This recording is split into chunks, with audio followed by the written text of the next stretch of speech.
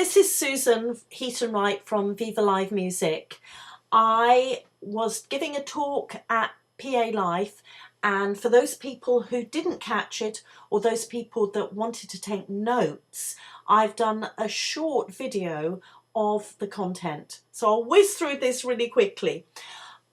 Since I have set up the company 12 years ago, I constantly get horror stories from people who meet me of things that went wrong at events, and it breaks my heart. It could be anything from a string quartet refusing to play in a particular place because there are flies flying around them, and yet the client said, we didn't want to put our guests there because of the flies. I mean, think that over. To a production company not bringing the right equipment for an event, or a venue closing the day before an event was taking place. It breaks my heart because these things can be resolved quickly, or if there's good communication and you've chosen the right suppliers, these sort of things might not happen. And this is what this talk is about, giving you some top tips to make sure that your event is brilliant. A little bit about myself. We organise live musical entertainment and production. We very much specialise in live music because my background is that I was a professional opera singer. So I get it.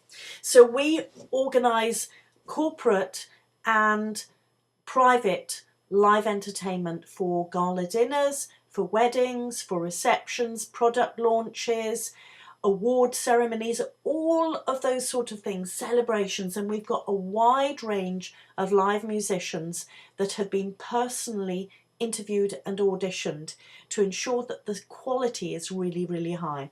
Always happy to have a chat with you. So, as we know, the relationships between a planner and a supplier can be tricky. We all know that there are, I'm afraid, occasionally suppliers who make life difficult.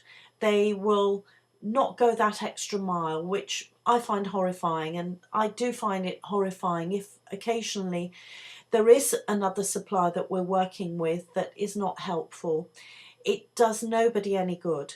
But likewise, occasionally there are event planners who are quite a challenge to work with, whether they are rude to you, rude to your team, other suppliers. It can be quite difficult, and perhaps they don't give you enough information, and you're trying to get the information because you really, really want to do the best you can for the event planner. And a team is rather like an orchestra in that you have got a whole group of real experts. All of the experts play their instrument really, really well. And then there's a conductor who's like the event planner. He or she can't do any of the instrument playing as well as the members of the orchestra, yet they lead, and together they create an amazing piece of musical performance. So if you think of it like that, as an event planner, you are doing the overall organisation, and yet you're going to have some real experts, some of the suppliers, who can really, really help you if you bring that out. So how do you choose a supplier? There are a number of ways. Yes, you can go on the internet and randomly look for people and possibly be enticed by a lovely website or the price. One word of warning, I have no sympathy for people that do that, because a lot of cases of horror stories have come through that way. They're not necessarily bona fide. They might be really, really good at what they do, but they might not be good at organising the event side of it, or they might be starting out, or just be very unreliable. Please don't go down that route unless you're totally, totally sure. It might be that you already have a list of preferred suppliers, people that you've used before and you're happy with, and that's really, really good. Likewise, venues, you might have particular venues that you use, or that you have been recommended. At the venues, quite often they will have preferred suppliers lists. A number of preferred venues that we work with, we have actually had to go through a rigorous tendering process to prove that we are of a particular standard. We've had to get recommendations from people, and they review it all the time. So, you know, I'm speaking on behalf of my own company, but any company that is on one of those lists, it's likely that they are very, very good and they know the venue well, and that the venue is very happy to recommend them. But also asking your peers, it might be one of your colleagues or somebody that you know at another company might have done a similar event, and so they might have a list of people that they've used that they can recommend. But it's also important to get talking. Honestly, there is so much value of picking up the phone and having a 2-minute conversation with somebody. It might be that the supplier that's been recommended to you might not be suitable. They might not be able to do that, the particular service for you, or they might be able to recommend somebody else. Likewise, if, for example, you are doing a themed event, it might be that the supplier says, well, actually, as part of what we do, we have got specific lighting that fits this vintage feel.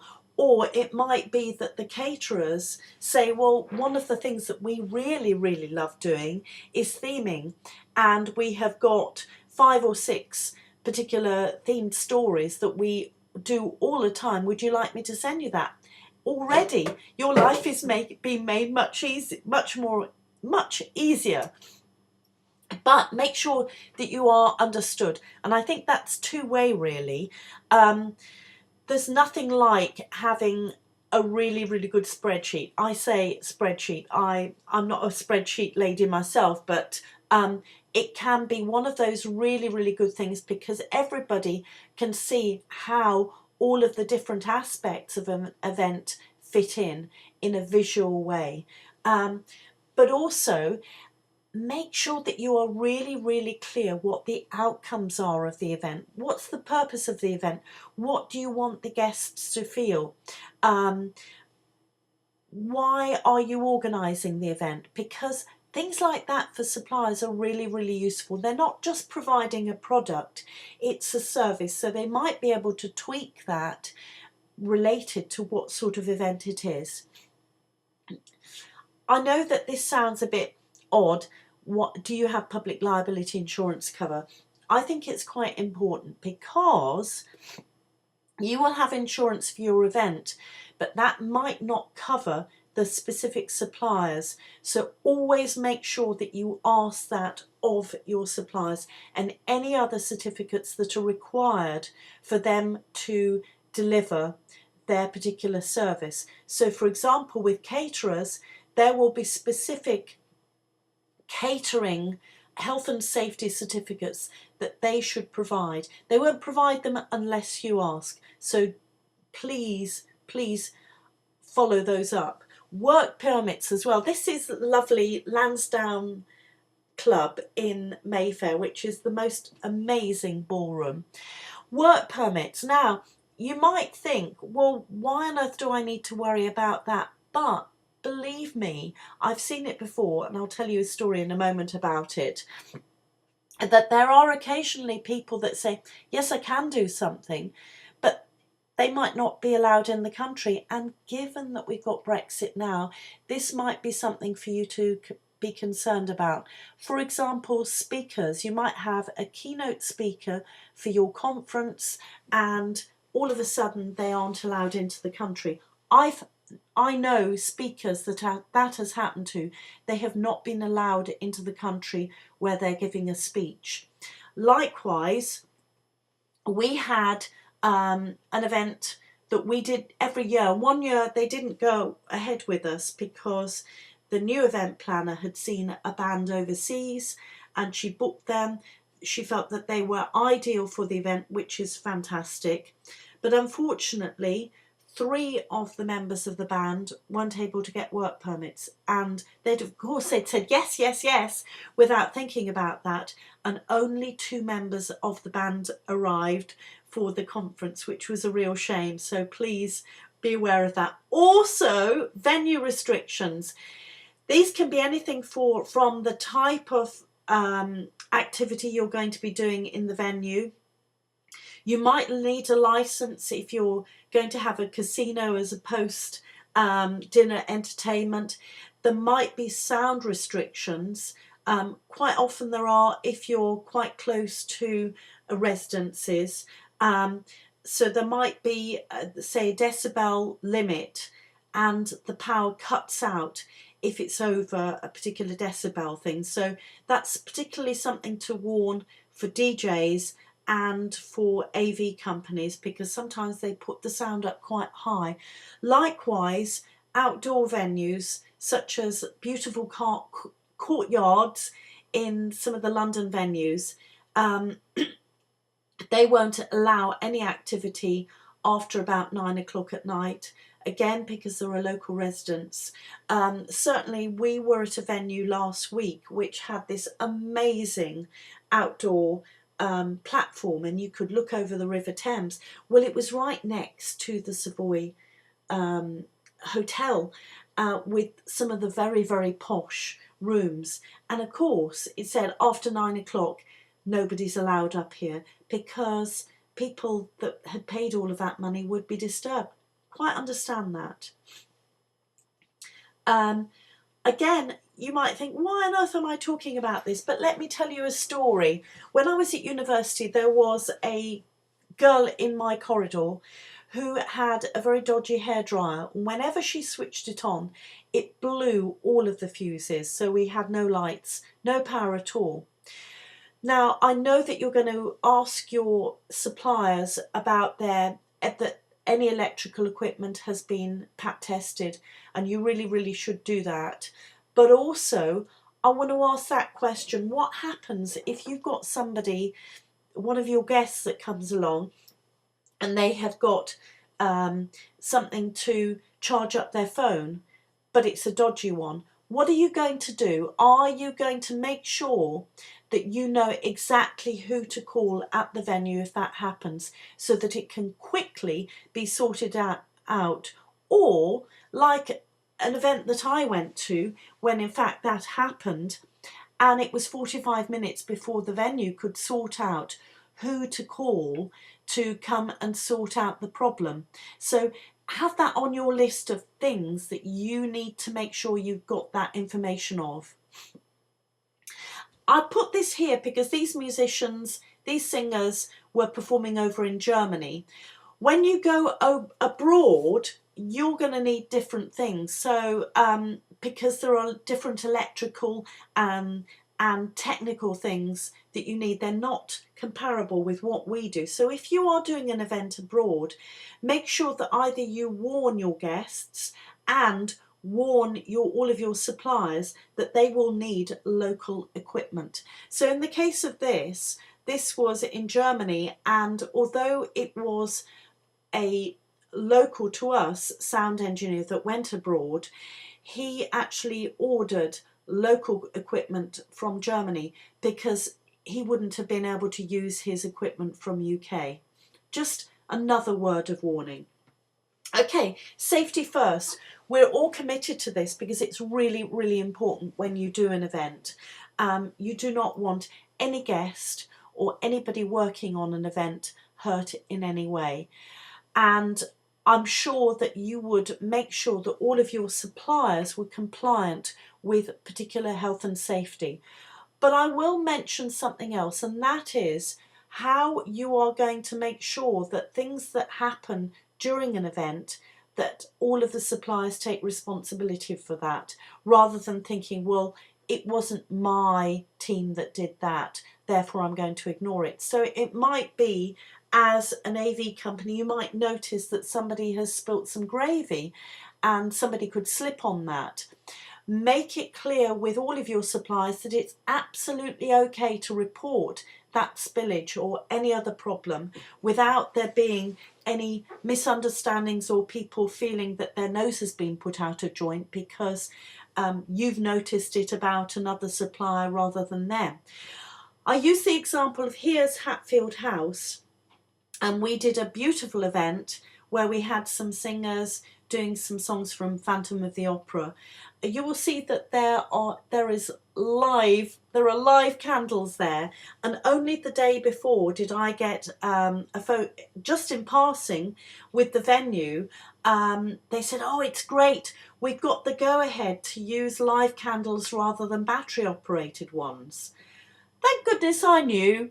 Thank you for telling me. And it was only in passing, because all of our costumes, of course, were a fire hazard, and they were dancing round the guests, and you know, it was a genuine risk. So I had to have all of the costumes sprayed with a fire deterrent, and also we had to change the choreography. But, and this was particularly horrific, there were two huge candelabra round the entrance of where people, all of the guests came in with candles. Now, there was only a small gap for people to go through, and it was a genuine fire hazard.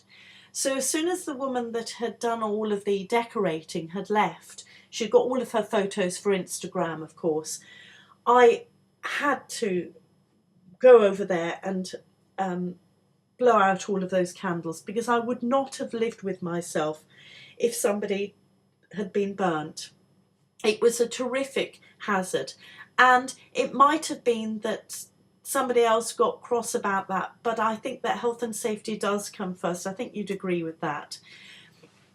Paying suppliers. Now, I know that there are some of you that work in big corporates that have a specific payment terms, and it is really, really helpful for suppliers if you can let us know as soon as possible so that we can plan our own cash flow with that. And if there's any chance at all that we can send in an invoice early so that the 90 days or the 60 days is starting earlier, that really, really helps us. But I will say that there are occasions, many, many occasions, where suppliers now say that they will not show up for an event unless they've been paid up front. Caterers, they need to buy in the food beforehand, so they have upfront costs. For me, as Viva Live Music, we have to book the musicians, and so that's a payment up front. And the same with AV companies, they have to hire in specific equipment beforehand, so there are upfront costs, sorry, with that. And so it's a risk for all suppliers. I do not know a supplier who has not been stung by people not paying them. And so it's a genuine risk, and it's something that we are all very, very worried about. So if you can make it easier for suppliers, please do that. But I will say that we were involved in an event where the venue changed right at the last moment because the client hadn't paid the venue and they were doing the catering. So 24 hours beforehand, they cancelled the booking, and the organiser had to find another venue, contact all of the guests, contact all of the suppliers, and rearrange the whole setting in 24 hours because their client had not paid the bill. So it's just a word of warning. There are people that will literally cancel. Dealing with problems and complaints, oh dear. I'm sure that when you're organising an event, the guests will be coming up to you complaining about particular things, and fair dues, you're wanting to know if there's a problem, particularly if it's with the loos or, you know, other operational things.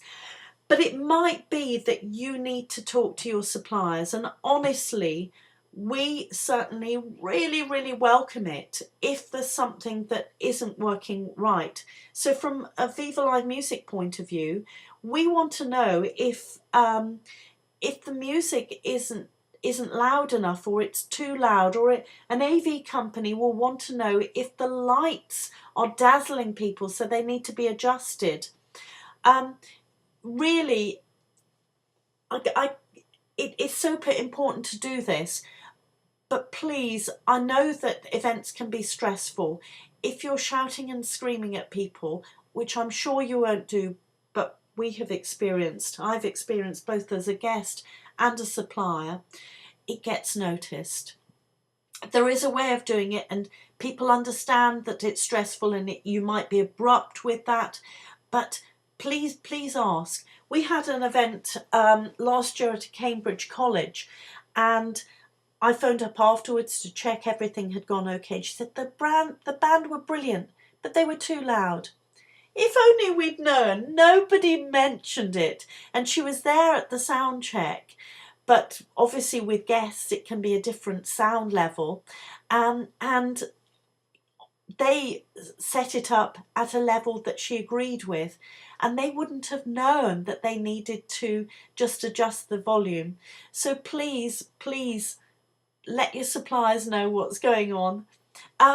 Just wanted to do a couple of top tips about weather conditions. Now, when you have chosen your venue, it is really worthwhile knowing if there are any localised weather problems that occur. So there might be localised flooding that occasionally happens, or it might be at the top of a hill, and if it snows it can be quite icy to get up to the particular venue.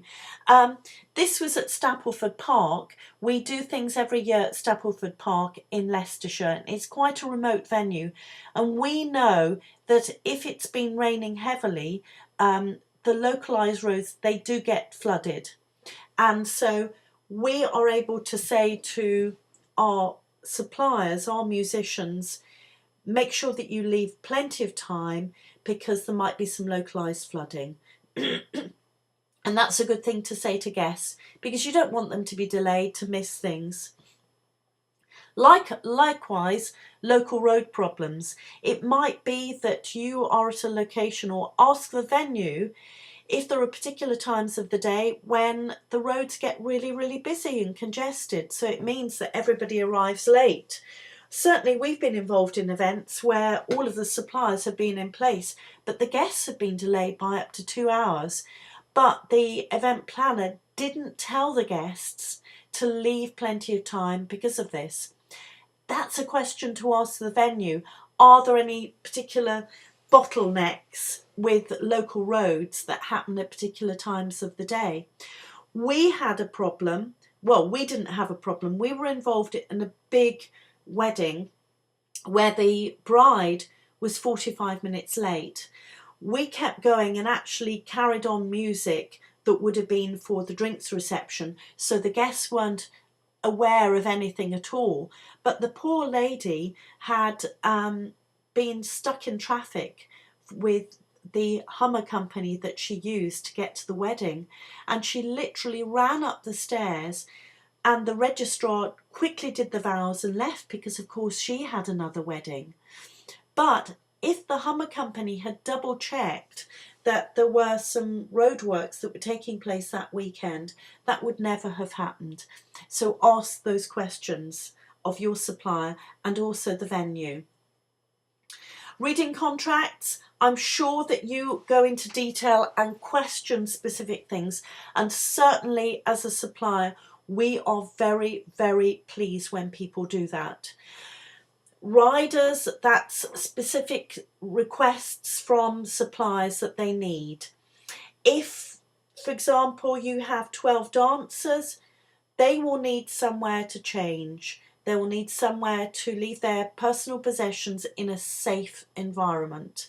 And don't do, as an event planner that we had to work with, say, oh, we haven't got anywhere for you to change, and no, you can't use the loos, and eventually use a room that people were walking in and out of. It was horrific, but it puts people on edge if things like that aren't there. The reason why we have riders is simply because we know specific things that might be needed. So, for example, if you have a string quartet that's coming to play, they'll need 4 chairs. Viva Live Music will let you know about that. We also check with the venue that that has been specified. But little things like a room for the suppliers to go into, so when they're on their breaks, they're not wandering around with your guests. Feeding suppliers. This is a bone of contention, certainly with musicians. They can be very naughty, and the number of times people, not my musicians, have told me that the first thing the musicians say is, "Where's the food?" and the second thing is, "When's it being served?" You might think it's very, very odd that people are coming to work and they're being, one of the requirements is to feed them. Well, it's never 3 hours. If you think of an AV company, they're probably going to arrive at 7 a.m. They are going to be setting up before anybody else arrives. They're going to be de-rigging after everyone has gone. That is going to be a really, really long day. And providing a supplier's meal, not the meal that you are providing the guests, please don't go to that expense, but a supplier's meal will be really, really welcomed. And try and get somewhere else. If you can get a room for them to eat in, that's even better, because you don't want them eating with your guests. We live in a world where there are emergencies, and your suppliers can be very helpful with that, because some of them are going to be very visible to your guests. They could be the waiters and waitresses, entertainment if you got it, your AV company. Those sorts of people are crucial at that moment when there is an emergency. Always have a plan in place, and always before the event include those people in a health and safety message. So it might be that an AV company, in those seconds after there's an emergency, they might say, right, we're aware that you need to go in this direction to exit, and they will lead if you've told them to do that. And that means that there isn't a delay between an emergency appearing and the manager at the venue coming down to assist. It might be seconds that help get everybody out of a particular emergency. Also, post-event feedback. I'm really, really surprised when event planners and organisers say, yeah, we do a post-event feedback, we talk to the team, we get feedback from the delegates or the guests, but they don't talk to the suppliers as well. There might be something really, really invaluable that the supplier can tell you about something that's happened that they weren't aware of. Examples that I could give are an AV company that we worked with on an event. They waited 2 hours before they were allowed in because nobody had come to the docking bay, and you know, it meant that it was very difficult for them to be ready on time. Likewise, a florist who has been promised an unloading bay, but somebody has said no, and they've had to walk a quarter of a mile to when they found a car park space at a venue, quarter of a mile, bringing all of their stuff in, and of course they weren't ready on time. It was really flustered for them, and the event planner will only see them being flustered and think, oh, well, they arrived late. But these are very useful things for you to know. So I'm sure if you do have any questions, we are always very, very happy to answer them. Not a sales call, but by being helpful.